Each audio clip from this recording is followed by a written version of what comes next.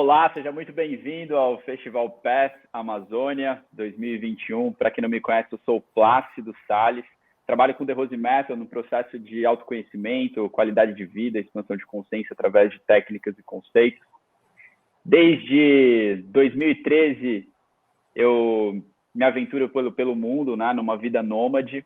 Gosto muito de viajar, já passei por vários países, sou amante da natureza. Nesse processo todo, eu me conheci mais como um amante da natureza e comecei a entender a importância da gente cuidar do meio ambiente.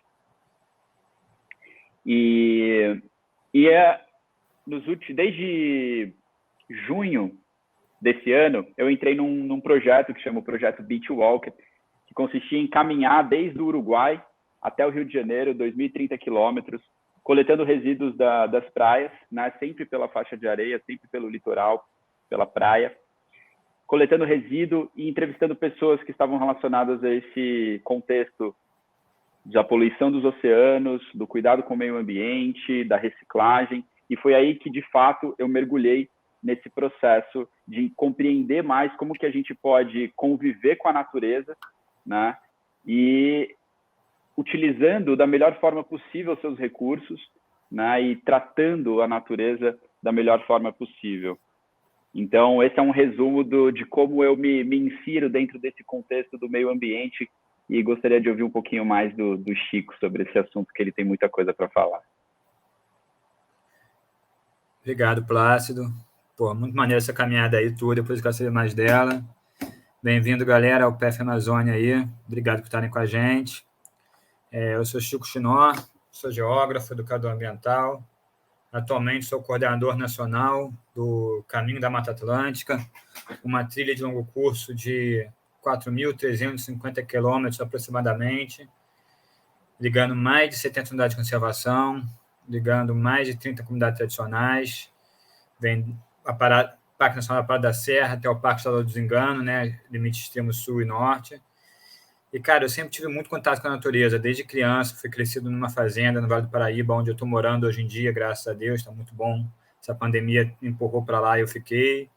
E aqui no Rio de Janeiro, onde é que eu fui criado, né, sou carioca, cresci no Horto, que é um bairro aqui no meio da floresta, espremido entre o Jardim Botânico e a Praia da Tijuca, cachoeira atrás de cachoeira, e 15 minutos de bicicleta tem o mar, a praia de Ipanema, a praia do Leblon. Então, eu ficava sempre entre a praia e a cachoeira, e com isso eu aprendi a amar dentro do coração a natureza. E eu acredito que as pessoas só passam a ter esse amor, só passam a ter esse carinho e essa preocupação com a natureza quando você convive com ela realmente, quando você tem momentos mágicos, momentos muito fortes, lembranças muito boas dentro desse ambiente natural. Então, acho que o grande desafio que a gente tem atualmente, hoje em dia, é que a gente consiga levar cada vez mais as pessoas para esse contato com a natureza, né? Eu gosto de falar de um conceito, que eu não sei se é um conceito acadêmico, etc. Mas uma vez eu escutei numa roda de conversa lá no Acre, da florestania. Em vez de trabalhar a cidadania, trabalhar a florestania, que é você pensar num pacto social com todos os seres da floresta, não só com os humanos. E eu comecei a me tocar, cara, eu não sou um cidadão do Rio de Janeiro, eu sou um florestão da Mata Atlântica, porque eu moro na Mata Atlântica, eu sou cidadão da Mata Atlântica, eu sou morador da Mata Atlântica. E como é que essa biota ao meu redor, ela pode ser impactada por nossas ações, e como é que a gente pode melhorar com essas ações. E uma das coisas que o Plácido falou que eu achei mais interessante foi que esse caminho dele do Uruguai até o Rio de Janeiro, boa parte dele está na Mata Atlântica, e ele tratou de um resíduo, de um dos temas mais delicados que a gente tem atualmente, que é o resíduo, né? A nossa sociedade é uma sociedade que consome muito, logo tira muitos recursos naturais do planeta, mais do que deveria, e não se preocupa com o descarte desses resíduos. Então, causa impacto tanto na retirada quanto na devolução desse material para o meio ambiente. E num lugar como a Mata Atlântica, que é um hotspot de biodiversidade super, vamos dizer, ameaçado assim, com populações humanas de todos os lados, a questão dos resíduos é uma questão muito importante, principalmente para os rios, para os mares. E aí eu queria saber um pouquinho mais desse projeto do Plácido aí, dessa caminhada aí, coletando resíduos, como é que foi isso aí? Conta pra gente um pouquinho mais, cara. Trocar essa ideia que eu achei bem interessante. Cara, o que você falou é muito interessante, essa perspectiva de você, ao invés de um cidadão, você é um florestão, né, cara? Então você faz parte da floresta da Mata Atlântica, né? E eu costumo dizer que onde a gente anda é uma extensão da nossa casa. E a gente deveria cuidar exatamente da mesma forma que a gente cuida da nossa casa. E se a gente não cuida da nossa própria casa, ela vai ficando feia, ela vai ficando ruim de ser habitada, né? Então eu gosto de expandir esse conceito de casa. Onde você está nesse exato momento é a sua casa. Seja quando você está tomando sol na praia, seja quando você está caminhando na floresta. Então, isso que a gente tem que entender. A gente gosta de cuidar do que é nosso, né? Eu gosto de cuidar do meu computadorzinho, eu gosto de cuidar do meu celular para não perder, para ninguém mexer, né? Eu gosto de cuidar da minha casa, das minhas coisas. O ideal seria que a gente pudesse virar essa chave e entender que todo lugar por onde a gente circula é a extensão da nossa casa. E quanto melhor a gente deixar esse local, melhor vai ser para a gente habitar esse local. Então, nessa minha imersão na questão do lixo, né, dos resíduos, na verdade, não existe lixo, né, não existe jogar fora, porque entendendo essa compreensão de que toda essa extensão espacial é a nossa casa, a gente está, na verdade, está tirando o resíduo de um lugar e jogando no outro da nossa casa. Então, quando a gente pensa em jogar o lixo no lixo, imediatamente a gente, acabou o problema para nós, né? Mas não. O ideal é que a gente entenda para onde vai esse lixo, né? E de onde ele veio. O ideal é que a gente entenda toda a cadeia, né? de geração desse resíduo, até o momento que ele chega nas prateleiras do mercado, até o momento que a gente compra, traz para dentro da nossa casa, descarta, e depois disso, para onde ele vai? Quem leva esse resíduo, né? E para onde ele finaliza? Uma das experiências mais chocantes na minha vida é visitar um aterro sanitário, visitar um lixão, porque daí você entende o impacto disso. E quando eu comecei a caminhar pelas praias e ter um olhar mais minucioso dos resíduos na areia, aí foi tremendo. Quando a gente se choca com alguma coisa, é quando a gente gera o ímpeto de mudança. E pode fazer esse teste você, sempre quando você for para a praia, se aproxima da área de restinga, se aproxima, se não tiver restinga, das dunas, que é para onde o vento e as marés levam os resíduos, né? Ou então os mangues, e eles servem de filtro, né? A restinga, as dunas, os mangues. Dá uma olhada lá, que você vai ver uma quantidade tremenda de lixo. E observa também, se você tiver a oportunidade, na areia da praia, a quantidade de microplástico, microlixo. Se você tiver a oportunidade um dia de pegar uma peneira, né, uma peneira daquelas redondas, grandes, que se usa em obra, pega uma areia assim e peneira isso. Você vai ver lá pedrinhas e tal, mas você vai ver uma quantidade enorme de lixo. Então, a maior quantidade de lixo, na verdade, está enterrada na areia.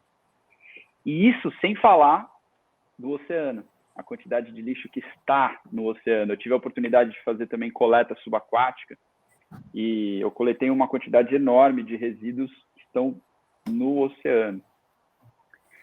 Então, é um tema muito complexo que, se deixar aqui, eu vou longe falando sobre tudo que eu tive, que travei contato, tudo que eu tive conhecimento, mas eu acho que o mais importante é isso que o Chico falou, é entender que a gente vive dentro de um contexto natural. Essa casa aqui, tudo que a gente constrói, na verdade, é uma ilusão, né? A realidade mesmo está com a terra, está na natureza, no nosso convívio, na nossa conexão com os seres em torno, né? Então, acho que o mais importante é isso, é entender a nossa conexão com a natureza ao redor. Esse acho que é o primeiro passo, é gerar amor por ela. Eu achei bem interessante uma das coisas que você falou dessa questão da restinga e tudo isso, uma experiência que eu tive assim, que foi há muito tempo, quando eu estava no início da faculdade, lá em 2001, 2002, fui visitar o Parque Estadual da Ilha do Cardoso, e dentro do centro de visitante tinha uma rede de pesca, que estava lá exatamente como exposição, com vários resíduos que eles coletaram na areia e na restinga da Ilha do Cardoso. e tinha da onde que ele veio e há quanto tempo ele estava no mar pelos estudos, assim. Tinha plástico que estava lá 30, 40, 50 anos. E que veio da Rússia, veio da Sibéria, veio sei lá da onde, pelas correntes. Como é que está tudo interligado realmente? E eu me lembro do meu padrinho, que é um fazendeiro, etc e tal, e tem uma consciência boa, mas também tem aquele... É um fazendeirão, assim, das antigas, ele falando que antigamente ele jogava todo o lixo no rio, porque o rio ia levar mesmo que não existia plástico e vidro. Plástico e vidro eram coisas chiques, que você guardava em casa para se usar. E hoje em dia se torna tão banal ter plástico e vidro que o pessoal mesmo assim joga. Então é impressionante como é que também essa sensibilização da sociedade vai mudando e também nosso usufruto assim, das coisas vai mudando. E é interessante o negócio de observar realmente essa experiência da peneira, é bem interessante. Lembrei também de uma outra experiência, quando a gente falou do mar, assim. Tem um cara que eu gosto muito aqui, que é o Ed, do BG500, que é uma experiência que tem aqui na Baía de Guanabara, no Rio de Janeiro, que ele fala que já tem lixo que você não pode tirar do mar. E ele mostra assim, que o lixo que você vai tirar do mar já virou casa para 1000 seres. Você tirando aquele lixo, então que o lixo já começou a fazer parte. E é muito interessante perceber também que nosso outro lixo que a gente também descarta, que a gente não vê, é o nosso lixo interno, né? O que a gente comeu, vai na privada e joga fora. Quando é que vai ser nosso lixo interno também? Que pode virar uma fonte de recurso muito grande, de várias maneiras. Adubo, gás. Enfim, é interessante a gente notar como é que realmente o que a gente descarta, a gente tem nojo, como se não fosse mais usado, e como é que isso pode virar riqueza para a gente. E um dos trabalhos que a gente tem como Caminho da Mata Atlântica, como trilha de longo curso, é fazer as pessoas perceberem essa ligação mesmo, né? Então, quanto mais você consegue... quando você passa 2, 3 dias caminhando na floresta, começa a entender de fato essas conexões, porque você vai estar no meio da floresta, você não vai deixar teu lixo, tu vai botar teu lixo na mochila. Aí tu vai estar num lugar de alta montanha, você sabe que suas fezes, sua urina vai impactar, tu vai pensar 3, 4 vezes onde é que você vai fazer a tua necessidade. Então você começa a ter essa relação mesmo do teu descarte, do teu resíduo, pensando que está no meio de um ambiente natural, que aquilo vai impactar em todos os sentidos. E é exatamente o que você falou, que aqui, essa construção, essa casa aqui, eu estou numa casa no Rio de Janeiro, isso é uma ilusão. A gente transformou materiais naturais para se tornar um material mais durável, menos biodegradável, e dessa maneira a gente poder habitar com mais segurança. E isso é em tudo na nossa vida, assim, mas a gente está o tempo todo transformando a natureza para coisas que a gente possa querer usar. E para mim é muito doido essas minhas experiências no Rio de Janeiro, assim, hoje em dia, porque eu fui crescido no Rio de Janeiro, eu sou carioca, eu nasci aqui, fui crescido aqui, eu ia passar finais de semana, férias e feriados na fazenda da minha avó, que fica 3 horas de viagem, aqui do lado, tem esse privilégio, então era praticamente todo final de semana a gente ia, era difícil, mas sempre que não ia. E atualmente estou morando lá, eu estou reformando uma casa, estou fazendo um projeto de agrofloresta, de recuperação de nascentes, a partir da agrofloresta, né? A ideia é conectar 2 fragmentos da Mata Atlântica a partir de um sistema agroflorestal, recuperando 5 nascentes nesse meio do caminho. Cara, eu estou construindo minha casa atualmente pensando de onde é que estou pegando a água, quando eu descartar essa água, para onde é que essa água vai, de que maneira vai ser reutilizada e de que maneira, o que eu vou utilizar de elementos que possam virar resíduo na minha casa, que eu possa retransformar ele na minha propriedade ou que eu possa dar um destinamento correto. Isso tudo a gente vai vendo assim no dia a dia da roça, como é que essas coisas fazem mais sentido quando você está no meio do mato, quando você é desse ambiente, vamos dizer, tão antropizado, porque assim, é um ambiente que é natural. Você vai caminhar assim, uma roda do paralelepípedo, você vai ver que tem lá as várias plantinhas que vão nascendo no meio do paralelepípedo. Tem os animais que vão se adaptando ao meio urbano, rato, barata, gambá, aqui no caso do rio, mico-estrela, passarinhos, como a rolinha caldo de feijão, como pombo, que não é isso no meio natural, isso no meio urbano. Então, sim, é um ecossistema em que a natureza continua dominando. Vento, chuva, tudo isso, e a gente acha que está um pouco mais dominado pelo homem. Mas quando você vai para um ambiente que é mais dominado pela natureza, como é que isso passa a refletir cada vez mais nas suas ações e como isso impacta em tudo isso. Essa é a minha experiência de estar passando agora 1 ano e meio já morando na roça, sem sair de lá. É difícil eu vir para a cidade, eu vim aqui hoje para o aniversário da minha filha, que eu também não vou deixar essa data passar. Mas como é que as coisas que não fazem mais sentido, assim, exatamente por causa dessa questão, dessa desconexão que existe. Eu vou tomar banho e falo, cara, de onde que veio a minha água? Para onde é que minha água vai? Quando eu como qualquer coisa na rua, eu já fico pensando nessas questões todas dos resíduos e sinto essa falta realmente desse contato que tem. Então, acho que essa experiência de uma trilha mesmo que nem você fez, é uma grande caminhada, né, por lugar que tem um monte de vontade de conhecer, você vai tendo uma imersão mesmo, vamos dizer assim, praticamente espiritual, acredito eu, porque se você vai se conectando com aqueles elementos não humanos, que nós somos natureza, não gosto de falar de elementos naturais, são apenas elementos que não são da nossa espécie, elementos não humanos, que interagem com a gente energeticamente.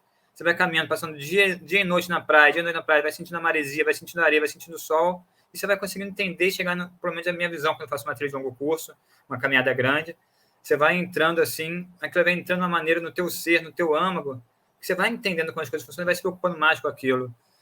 Eu não sei como é que foi essa questão dessa conexão para você com esses elementos naturais ao longo desses 2.000 e tantos quilômetros, mas para mim é o que eu sinto quando foi no meio da floresta, assim, quando nessa caminhada, assim.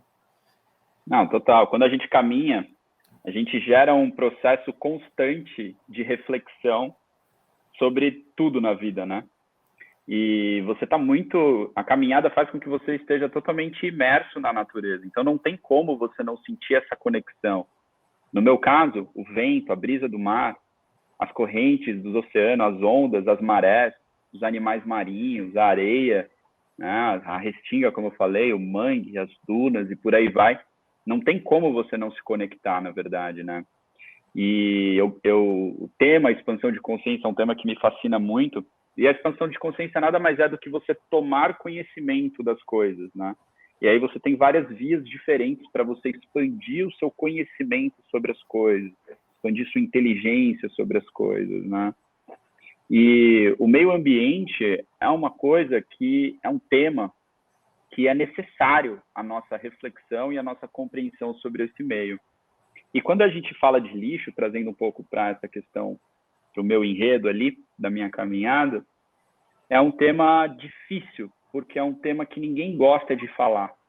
É um tema que envolve a todos, né? Todo mundo gera resíduo o tempo inteiro, todo mundo consome, né? Mas ninguém gosta de falar.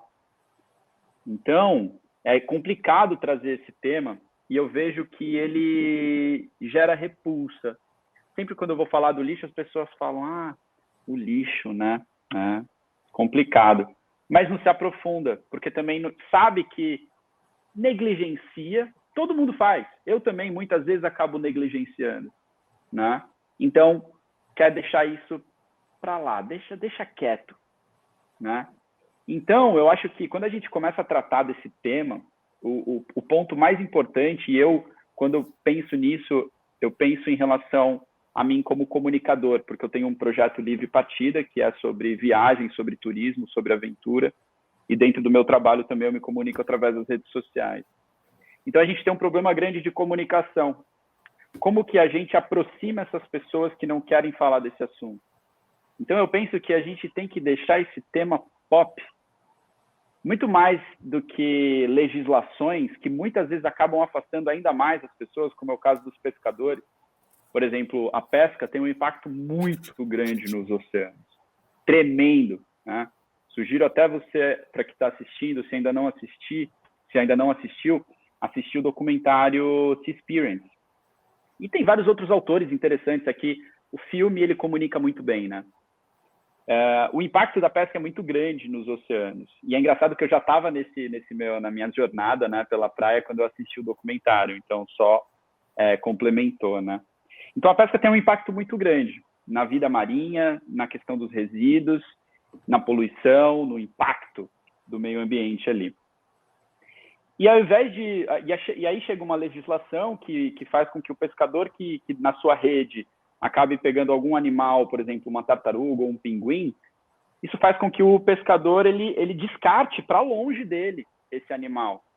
Porque se ele for pego, ele vai ser multado, né? Então, eu estou dando um exemplo que como a gente poderia aproximar mais essa pessoa e, de repente, trazer esse pescador como uma fonte de dados, que ele consiga catalogar isso, sabe?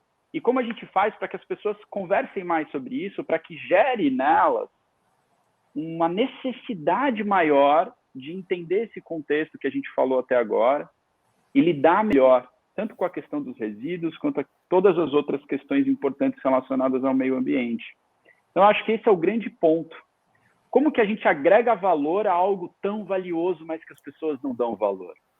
Eu acho que essa é a minha grande reflexão, até como comunicador dentro das minhas redes sociais todas. Como que eu vou comunicar e agregar valor? Como que eu vou trazer esse ponto tão importante no debate público, na nossa vida, que é cuidar do meio ambiente, cuidar dos nossos resíduos, né? Como que eu vou trazer isso de uma forma interessante? E esse projeto meu da caminhada foi uma forma que eu encontrei interessante de fazer essa conexão. Eu juntei o que eu mais gosto de fazer, que é viajar e contemplar a natureza, com uma coisa que é aventura, que é explorar positivamente, né, a natureza, que é caminhar por ela, na praia, que é algo que o brasileiro, em particular, gosta muito, mostrando o quanto o lixo que a gente gera impacta, né? E como que dá para solucionar isso? Através da reciclagem, através das cooperativas. Então, veja só, eu consegui entender que essa é uma forma, uma possibilidade, dentre várias outras que a gente pode criar. Eu agreguei o valor importante do meio ambiente, precisamente dos resíduos, dentro de uma aventura, de uma jornada, de uma viagem, de um turismo. Então, acho que esse é o grande ponto, como deixar isso popular. E aí, quando eu fui compartilhando isso, as pessoas iam se identificando e compartilhando comigo. Cara, eu comecei a repensar meus hábitos. Porque tudo começa nos nossos hábitos, né? O que a gente come, o que a gente consome, né? Como que a gente descarta, tudo como a gente faz. São os nossos condicionamentos no dia a dia, o hábito. Então você começa a refletir mais através do exemplo. Para mim é nítido que nunca na história se falou tanto sobre o meio ambiente quanto hoje.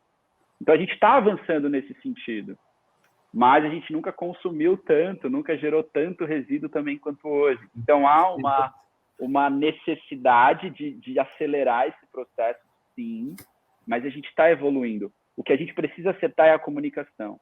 Porque eu tenho uma crítica ao ambientalista comum, que ele simplesmente mete o dedo na ferida, xinga a pessoa que faz errada e não consegue aproximar. Por mais conhecimento que ele tenha, por mais inteligente que ele seja, ele peca nesse ponto. E a comunicação é fundamental e acho que é aí que a gente precisa ajustar. Ele acaba não criando sensibilização, ele cria repulsa. Exatamente. E a gente tem que cada vez mais criar sensibilização, conseguir agregar uma coisa que eu sempre falo. A gente conversa muito entre ambientalistas, a gente fala muito para os convertidos. A gente tem que conseguir conversar com os não convertidos. E, cara, no mundo ambientalista é difícil você conseguir conversar com os não convertidos. Você não consegue, assim, porque exatamente, porque tem uma visão, vamos dizer assim, sei lá, eu não sei nem dizer como é que é, mas a galera não consegue realmente falar em termos simples ou então falar em termos simpáticos, empáticos, para que a gente consiga conversar com as pessoas que não estão tão engajadas no tema ambiental, assim. É interessante, não sei se você conhece a Revolução dos Baldinhos, que é em Florianópolis, mas se não conhecer, procure esse documentário, que é bem interessante. A galera realmente trouxe essa questão do lixo de uma maneira bem interessante e transformou uma comunidade em Floripa. Quando eu falo não convertidos, é muito interessante a gente ver um estudo da WWF Brasil, que tem, de 2015 ou 2016, agora já me fugiu o ano, que mostra que 80% da população brasileira nunca acreditou uma unidade de conservação da natureza na vida. Para quem não conhece, unidade de conservação é uma categoria, é um território definido por lei, protegido por lei, e temos diversas categorias de unidade de conservação definidas pela lei do Sistema Nacional de Unidade de Conservação, lei do SNUC, de 18 de julho de 2000, 9.998, 18 de julho de 2000. Enfim, 80% nunca visitou uma unidade de conservação. E dentro desses 20% desses que visitaram, mais de 70% não sabiam que estavam numa unidade de conservação. Vão conhecer a cachoeira tal, vão conhecer o lugar tal. Então, quando você começa a sinalizar uma trilha de longo curso, quando você começa a mostrar que essa trilha passa por lugares que são unidade de conservação e não unidade de conservação, você começa a pegar essa galera que eu chamei de não convertido e ela vai começar a se interessar pelo tema, porque se ela está na cachoeira, ela já curte aquilo. Aí, quando você bota uma placa explicativa, quando você começa a mobilizar um grupo de voluntários locais para deixar a trilha mais bem feita, isso vai começando a mobilizar a população do entorno também, para que eles consigam cada vez mais cuidar daquela área, seja uma cachoeira, seja um mirante, seja uma trilha, seja uma estrada. E aí você começa a ter uma mobilização social maior. A gente tem um dado que tem crescido, cada vez o turismo tem crescido mais em áreas naturais. O dado do ICMBio é um dado assim, exponencial de crescimento de 2016 até agora. O dado é que, enquanto todo o turismo mundial está crescendo em torno de 5% a 7%, o ecoturismo está crescendo de 15% a 20%. Então, eu acredito assim, que você conseguir cada vez mais aproximar as pessoas do meio natural, isso é uma maneira de você aproximar os não convertidos, é uma maneira de você aproximar de uma maneira lúdica, divertida, em que eles vão se sensibilizar, aquilo que a gente falou agora aqui, sobre a expansão da consciência, uma coisa que eu acredito muito. Pô, pegar um mirante com um pôr do sol, pegar uma cachoeira com os amigos, depois daquela trilha exaustiva, tu tá exausto, quebrado, pô, botar os pezinhos na água, lá numa cachoeira bonita, num visual, isso bota num lugar no teu âmago, que aí você vai começar a tentar entender todas essas conexões, começar a entender como proteger a natureza, como defender a natureza, como conservar os recursos naturais. E aí, pouco a pouco, você vai entrando em cada um dos assuntos, conversando com pessoas que vão estar entendendo. Então, o caminho da Mata Atlântica, quando ele engaja voluntários, quando ele sinaliza a trilha, quando ele prepara a área naturais para uma maior visitação, a gente quer que cada vez mais uma parcela maior da população saiba que é possível, sim, visitar os parques, saiba que é possível, sim, curtir um dia na natureza de maneira agradável e cada vez mais entenda a importância disso. Por isso que eu vejo não só com a Mata Atlântica, mas todas as trilhas de longo curso na implementação hoje no Brasil como uma ferramenta fundamental para isso, para que a gente consiga cada vez mais aproximar a população leiga, a população, vamos dizer, que não está no movimento ambientalista, que não está nesse movimento, para o meio natural. E a partir daí, ela vai se sensibilizando pouco a pouco e a partir dela vai cada vez se engajando mais na preservação da natureza. É muito rico você ver alguns depoimentos voluntários falando como é que ela nunca tinha visto aquela cachoeira na cidade, e de repente ela descobriu que existia cachoeira e descobriu que a cachoeira estava poluída. Aí começou a se mobilizar para ver que a cachoeira estava poluída.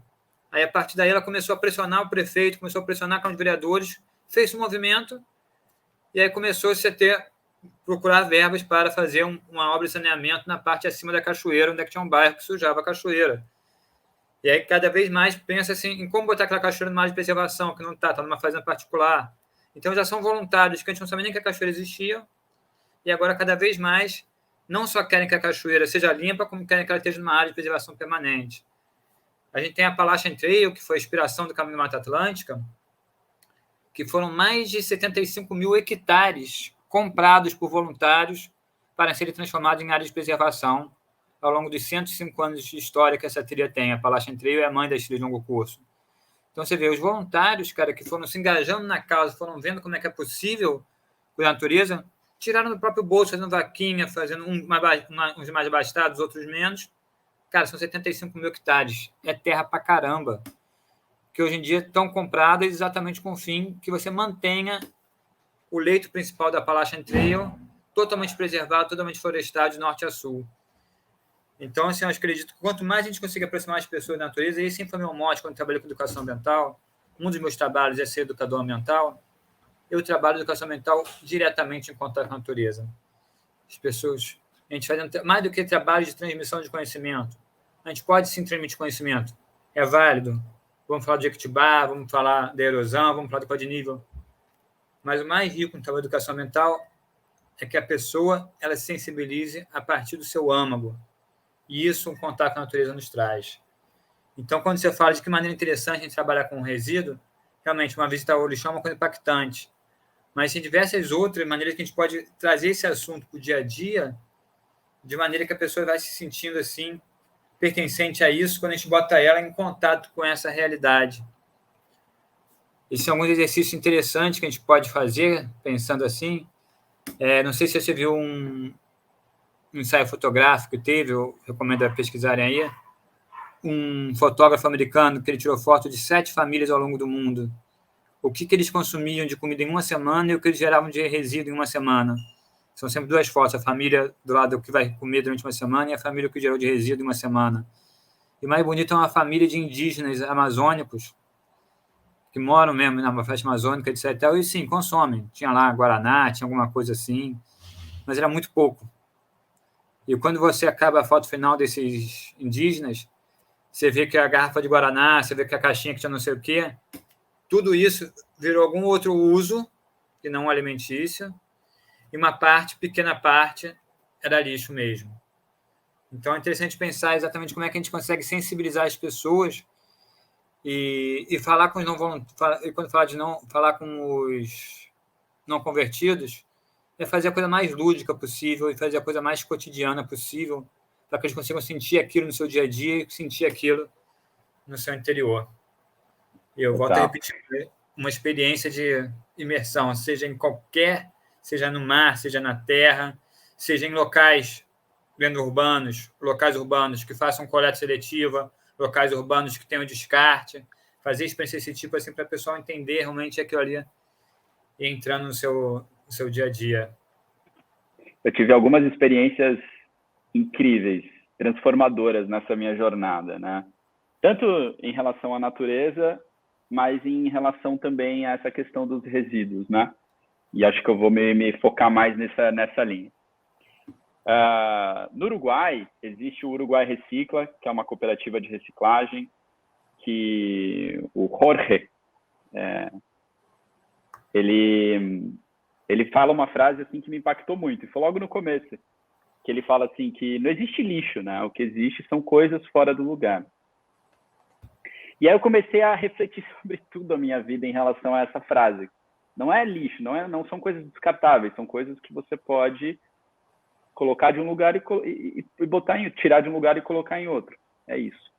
E aí eu comecei a refletir sobre a minha vida, assim. Será que tudo na minha vida é descartável? Porque, para nós, a maior parte massiva das coisas são descartáveis. Então, eu comecei a refletir, tá, o que é descartável na minha vida hoje? Assim? Aí eu comecei pelos produtos, né? O que dá para diminuir desses produtos que eles são descartáveis? O que dá para reutilizar? Aí eu comecei a aumentar esse espectro e, para além dos produtos, eu comecei a refletir sobre os territórios, porque como eu sou uma pessoa que viaja muito, eu sou um nômade, né? Me considero um nômade, cada hora eu estou num lugar diferente, eu comecei a refletir sobre isso, cara. Eu falei, caramba, será que eu estou descartando esses lugares que eu estou deixando para trás? Qual é o meu vínculo com esses lugares? Será que eles são só passageiros mesmo? E aí eu comecei a entender a questão dos seres que estão ali. Os animais, será que eles são descartáveis para mim? Eu não como carne. Então, isso é uma forma também de mostrar que, cara, vidas não são descartáveis. E o impacto disso daria para a gente fazer um bate-papo aqui só sobre essa questão, né? Mas eu não vou me prolongar muito.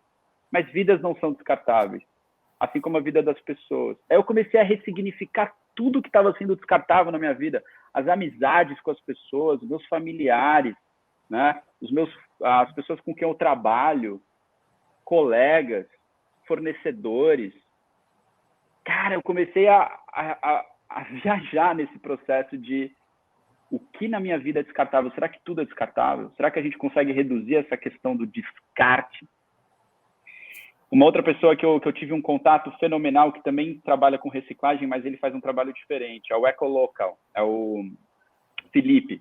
A Ecolocal tem a sede lá em Barra Velha, Santa Catarina, mas ele tem outras sedes também. A principal, a casa dele fica lá em Barra Velha. Ele por esporte, assim, por terapia, ele cata lixo na praia. Desde sempre. Desde quando ele era garoto. E aí ele faz a separação desses resíduos, recicla. Ele faz um trabalho muito legal com a comunidade surfista, né? Com a tribo do surf, principalmente lá em Santa Catarina. Então, todas as quilhas das principais lojas locais e tal, são feitas por ele. Então, ele tem esse trabalho muito legal com os surfistas. Um outro trabalho muito legal é que ele vai nas escolas e mostra o processo de reciclagem dele. E ele faz vários outros materiais, como brinquedos, e como você falou, ele torna essa experiência uma experiência lúdica, principalmente para as crianças. Mas isso tem que ser para os adultos também, como é a questão do surf. Pô, o cara tá pegando ali uma quilha para botar na prancha dele, que veio dos lixos do mar, da praia. A pessoa se sente honrada em usar uma quilha como aquela. E esse cara, o Felipe da Ecolocal, ele pega os resíduos que não são recicláveis e reutiliza num processo de compactação. Então, ele gera banco de praça, tijolo para construção de casas, telhas, lixeira de praça. E é muito legal a acompanhar, ele tem o prazer de mostrar para você todo esse processo, o maquinário para fazer a compactação, a separação, a compactação e tal. E é muito legal. Nossa, é uma grande solução que eu vi ali, mas que infelizmente não tem uma grande procura justamente por esse assunto não ser pop. Uma outra pessoa que eu conheci, que para mim fez muita diferença, foi o Alexandre Turra. Ele é biólogo, professor da USP, e ele tem palestras incríveis no YouTube, vale a pena seguir, dar uma olhada no trabalho dele. Alexander Turra, na verdade, falei Alexander Turra, e ele tem me impactou muito uma coisa que ele falou, que está relacionada à economia, né? A gente costuma colocar como os grandes vilões, né, a indústria. Mas a verdade é que se a indústria vira essa chave, já é meio caminho andado para a gente solucionar o problema. Porque através do marketing, através de várias outras vias, né, através da própria forma de gerar os materiais e tudo, né, você consegue solucionar uma grande parte do problema. E isso está acontecendo, né? A maior parte das grandes empresas estão se direcionando para isso. O que no passado era balela, era só da boca para fora, agora está se efetivando de fato. E eu estou falando com as minhas palavras, né? Tem muito greenwash ainda, né? Aquela lavagem verde aí, total. A gente tem que tomar muito cuidado nessa maneira paradigmática aí. Total, tem mesmo. Mas antes era mais forte. Hoje em dia as empresas elas estão se voltando mais para essa questão, de fato. Né? E o Alexander Turra ele fala muito sobre isso, de que essa é a grande chave. Ao invés de ficar batendo muito também, de ficar falando só que as indústrias são o pior vilão e tal, que de fato é, mas como a gente agrega esses caras também. Como que a gente faz para entrar dentro desse processo? Como eu trouxe o processo do Ecolocal, que faz essa reutilização dos resíduos que não são recicláveis, por exemplo. Eu estou fazendo conexões aqui, né? Eu estou trazendo conexões de como que a gente pode trabalhar com esse impacto, né? E eu travei contato com várias outras pessoas que fazem materiais, por exemplo, de rede de pesca, né? Que fazem, porque a rede de pesca ela acaba sendo velha, acaba sendo descartada e são quilômetros, né? Você acaba tendo 2 quilômetros de rede. E aí pessoas que fazem um trabalho incrível em cima disso. Então, assim, existem possibilidades. Eu tirei não, né? Mas eu fiz 2 eventos de limpeza de praia, em que tinha a maior galera mobilizada. Eu não mergulho, né? Não faço isso, então não foi eu que tirei, mas foi no evento que eu organizei. A gente tirou, foram 2 redes, uma delas tinha quase 1 tonelada de lixo da rede, assim. Pois é.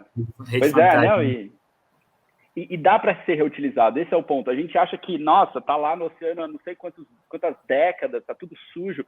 Cara, dá para ser reutilizado sim. Então, se a gente gera um processo criativo, aberto, onde a gente consegue criar em cima disso, e ao mesmo tempo mobilizando as pessoas para quererem esses produtos, esses materiais, essas ideias, a gente gera, de fato, um ciclo, né, uma cadeia completa que se sustenta, né, cara? Então, pode parecer meio utópico, meio sonhador quando eu falo isso, mas eu visualizo muito isso no futuro, acontecendo de fato, sabe? Só que aí eu volto àquilo que eu falei antes, a gente precisa acertar a comunicação, a gente precisa aproximar as pessoas. Mas aí vem exatamente o que você falou, que nunca se falou tanto em meio ambiente como agora, né? Tem até aquela charge que eu gosto muito, não sei se você já viu aquela charge, que é Rio 92, aí é uma árvore frondosa. Rio mais 20 é uma árvore capenga. Rio mais 40 não tem árvore. Porque, ao mesmo Sim. tempo, mais se fala em meio ambiente, mais se destrói. Mas, cara, minha filha tem 7 anos. Na escola dela se fala em meio ambiente. Na minha época não se falava nisso. Teve a Rio 92, depois não sei o quê, etc. Então, eu acredito que a gente vai ter uma mudança assim, de paradigma social, até porque vai ser necessário. Cara, as mudanças climáticas estão aí, já está provado. Ao mesmo tempo, a densidade populacional está cada vez maior e com isso começa a ter, em diversos lugares do mundo, crise hídrica, crise alimentar. A gente no Brasil já está tendo uma crise hídrica forte em vários pontos, dificuldade de abastecimento de água de cidades. Então, tudo isso vem se mostrando, cada vez mais está se relacionando isso ao meio ambiente. Então, acredito que essa mudança de sensibilização ela vai acontecer sim. Então, essa comunicação, cada vez ela vai ser mais efetiva, porque cada vez vai ser mais cedo nos florestões pequenininhos, né, cidadão, e a gente está aqui tentando Muito gerar. bom essa, florestão. Eu vou começar a usar, vou até anotar para não esquecer, que eu gostei muito. Pô, cara, quando eu escutei, estava no meio do Acre, fazendo uma atividade de educação ambiental lá no Acre, perdidão. Aí veio um cara um índio falando disso. Cara, a gente não tem que praticar cidadania, florestania.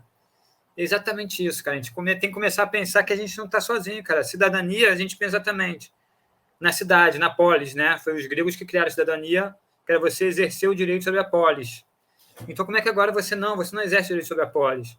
Você debate o direito sobre o território como um todo e debate com os outros seres não humanos. Você leva em consideração a vida deles. Seria mais ou menos por aí a florestania. Isso é muito rico de pensar. Total. Aí, nossa, gostei muito desse termo. Assim. E aí você, uma trilha de longo curso, voltando aí para... Exatamente, você vai estar planejando a trilha e fazendo o pragmatismo todo, pensando em como você conectar todas essas florestas que existem, conectar todos os habitantes florestais que existem nelas, ao mesmo tempo que o homem possa usufruir dela de uma maneira que não a degrade, que você a explore sem a degradar, que você, é o que você falou, você explore sem descartá-la, você explore enriquecendo e se enriquecendo, num jogo de ganha-ganha. Você vai estar caminhando, a floresta vai estar dando toda aquela energia espiritual, física, energética, como você quiser chamar para você. Você está contemplando, você vai tendo aquele exercício e, ao mesmo tempo, você vai estar trabalhando em prol que aquela floresta se conecte, porque o grande objetivo do Caminho Mata Atlântica é exatamente esse, um grande corredor florestal. Você vai estar trabalhando para que cada vez as pessoas mais possam utilizar aquelas trilhas, vão fazer aquela conexão, cada vez mais entendam a importância de se preservar aquilo, e aí no entorno você vai cada vez pensar numa paisagem, numa ecologia de paisagem, em que você pensa numa nova maneira de produção. Você pensa numa maneira de produção que você vai poder permitir o ecoturismo com fonte de renda, que não vai ter mais um monopólio de uma plantação, não vai ser mais uma monocultura de milho. Pô, vamos utilizar cada vez mais agrofloresta, agroecologia. Cara, o Brasil é rico pra caramba, a gente come coisa que vem da Europa. Beterraba, berinjela, tudo isso vem da Europa. Cara, a gente tem aqui coisas maravilhosas, ora pronobis, espinafre, serralha, você tem a própria mandioca e várias outras coisas são nativas da Mata Atlântica que a gente não conhece, que a gente come muito pouco. Então, quanto mais a gente conseguir explorar isso, enriquecer isso economicamente, e até nisso uma trilha de longo curso vem ajudar, porque quando você passa um pessoal que está com essa visão, e que vai querer conhecer cada vez mais da floresta, você começa a tornar essas coisas mais vendáveis, começa a tornar essas coisas local, você começa a estimular um outro tipo de economia, uma economia mais pensada na natureza. É o que a gente chama de hoje as soluções baseadas na natureza, né? Que você pensar na forma da natureza para você propor suas soluções econômicas. Então, a gente conseguir explorar tudo isso é muito rico, que a gente vai cada vez mais fortalecer o ecossistema e cada vez mais trazer as pessoas para dentro dele. E uma trilha de um curso ele acaba contemplando tudo isso, porque você vai, quando passar na paisagem, você pensa na paisagem, está pensando e como é que ela se conecta enquanto um grande transformador da paisagem. Por exemplo, eu estou aqui no Caminho da Mata Atlântica, estou representando eles no Coordenador Nacional. Eu estou atualmente implementando mais 2 trilhas de longo curso, uma regional e uma local. Uma dessas regionais é um dos lugares mais degradados que tem da Mata Atlântica, que é o Médio Vale do Paraíba, o Vale do Café, que é onde é que muitas bibliografias dizem que é o marco inicial do antropoceno, um dos marcos iniciais do antropoceno no mundo. O antropoceno é o que muitos pesquisadores dizem que é a era geológica que estamos vivendo, que é a era geológica moldada pelo homem, que o homem tem um impacto tão grande que está mudando a era geológica, né? Então, sai do Holoceno para o Antropoceno. E o grande objetivo desse caminho do Vale do Café que nós estamos criando, esse que eu estou criando, que eu estou morando lá, é que a gente consiga pensar num grande corredor florestal ligando a Mantiqueira à Serra do Mar e mudando a perspectiva econômica daquela região, que é uma perspectiva de pecuária extensiva e tomate com agrotóxico, uma economia voltada para agrofloresta, ecoturismo, tudo isso, com base numa trilha de longo curso. E isso eu aprendi e bebia no Caminho Mata Atlântica, que é a trilha que eu estou aqui representando hoje, que são 4.300 quilômetros. Imagina só, 4.300 quilômetros pela Serra do Mar, um dos maiores hotspots de biodiversidade do planeta, onde é que os principais remanescentes de Mata Atlântica no Brasil, e que você consegue, ao longo desses 4.300 quilômetros, fazer um grande corredor, em que ao longo dele todo você vai fazer um corredor florestal contínuo e, no entorno desse corredor florestal contínuo, um corredor de boas práticas agrícolas, boas práticas urbanas, com pessoas cada vez mais sensibilizadas e com pessoas cada vez mais entendendo a importância disso. Isso é muito rico. Pode parecer utópico, como você falou, mas é uma visão de longo prazo. E quanto mais a gente conseguir trabalhar para engajar o voluntariado, quanto conseguir mais a gente conversar com o governo e as instituições governamentais entenderem isso, mais perto a gente vai chegar desse passo. Perfeito, exatamente, concordo plenamente. E eu acho que que a gente, de tantas coisas que a gente falou, tantas coisas importantes aqui, eu acho que esse é o mais importante. É entender qual a melhor forma para agregar essas pessoas, para trazer para dentro desse universo, né, para cativá-las, para convertê-las, né, do jeito que você utiliza esse termo, positivamente falando. É isso, cara. Tem muita coisa que pode ser feita. Vamos deixar esse assunto pop para que a gente consiga, de fato, envolver todo mundo, todas as pessoas e ter um futuro glorioso como a gente sonha, né, cara? É isso aí, cara. Isso. Obrigado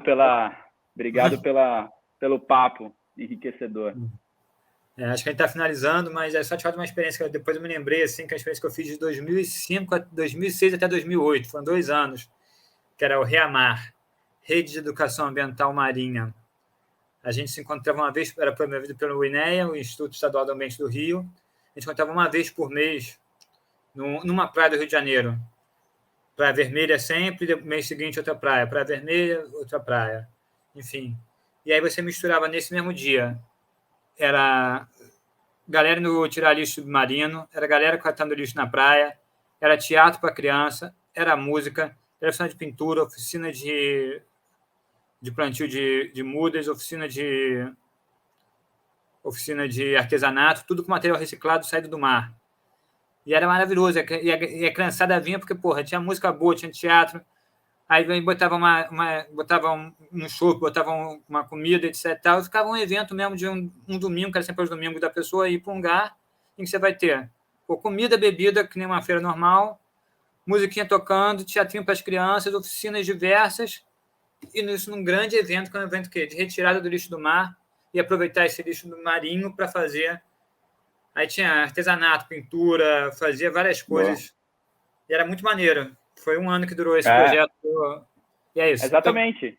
Então, agrega valor, né? Agrega um monte de informação, um monte de coisa que é legal fazer, né? Não fica só naquele assunto maçante, lixo, não sei o quê, né? Não, vamos agregar valor, vamos fazer coisas legais e vamos promover esse assunto da forma mais bacana possível, né, cara? É isso aí. Uma feira dominical de família, eu me lembro que no final sempre tinha musiquinha, né? O pessoal tocando no palco, e aí vinha o cara que era o mergulhador-chefe lá do INEA e falava assim, hoje tiramos X quilos, era sempre 200, 300 quilos do mar. Lembrando que a gente teve aqui mês passado e chamou tanto, então olha quanto é que volta. Então, assim, você acaba tendo uma sensibilização no momento de lazer. Isso, eu sozinho, nesses 2 meses, né, de 2.030 quilômetros, eu tirei 800 quilos. Caceta. É muito lixo. É muito lixo e não chega nem perto da quantidade total, né? Gente, estamos indo aqui para 50 minutos, acho que a gente estourou o nosso tempo aqui, mas o papo tá bom, acho que a gente conseguiria muito ali. A questão da carne eu fiquei quieto, porque quando você falou assim, eu falo assim, eu sou carnívoro, e eu acho que essa questão da carne é uma questão que a gente podia ter um bate-papo só sobre a carne, porque eu sou super a favor do consumo de carne, sou super a favor da pecuária, porém, exatamente, mudando a sensibilização. Eu vejo nós como animais omnívoros, etc. Aí eu falo, pô, se eu não posso descartar, se eu não vou comer porque a vida é descartável, a cenoura também tem vida.